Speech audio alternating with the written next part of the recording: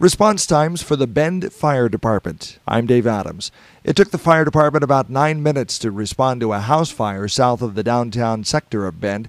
Some of the neighbors who stood and watched flames shoot to the top of trees Wednesday morning were wondering where the fire department was and how come they couldn't get there sooner. Today we talk about that with Fire Inspector Larry Medina. Well, basically we try to respond to all fires, or the intent is to respond to fires as quickly as possible.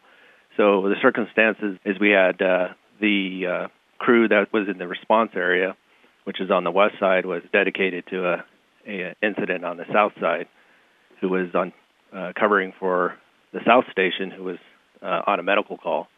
So basically the first available was from the north station, and they were the first on scene. But it's typical, it's becoming more common that we have all our crews busy at the same time or out of district covering emergencies, and that'll lead to a delayed response.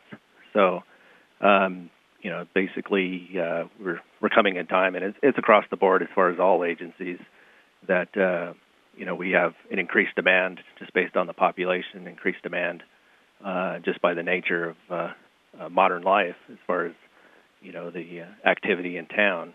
And that's going to stretch your resources. Yeah, speaking of stretching resources and how many men are assigned to a specific fire station. So a fire station has an ambulance and a fire engine, correct?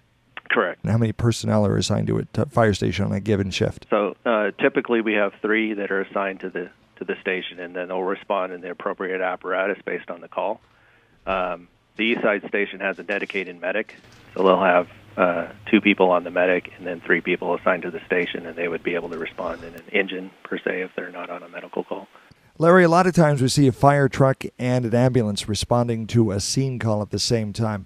Is that to keep both apparatus together in close proximity to the 3 men that are staffing both pieces of equipment? Yeah, typically, yes. So it usually, in some cases, you don't have the same station responding to the same call. You'll have a station from the south end and the station from the south end, the station from the west, come in different apparatus, and that's all trying to meet that response time crunch, because an engine staff, the paramedics, can intervene early and render care, and then the medic would show up that would be able to transport them to their appropriate medical facilities. It's kind of the system that we have employed here to meet the need of all emergencies. We're an all-emergency agency, so you can have a rescue going on at the same time as a medical call, at the same time as a fire call. Let's talk about the budget pressure. There's now City Council is struggling with how and where to spend the money. There's a number of things on the table. With the demand that there is for Bend Fire Services, and if there's no more money, and in fact if cuts have to be made, what can we expect for response time? We could expect the same kind of thing to happen conceivably again, couldn't we? Well, there's other things we can do. So we're heavily invested in prevention. So that's the first line of defense, is to get some community education out there, have the community take some personal responsibility to prevent all emergencies. And then, they have a better chance of responding with the limited resources that you have. But basically, the community is the one that sets the level of service.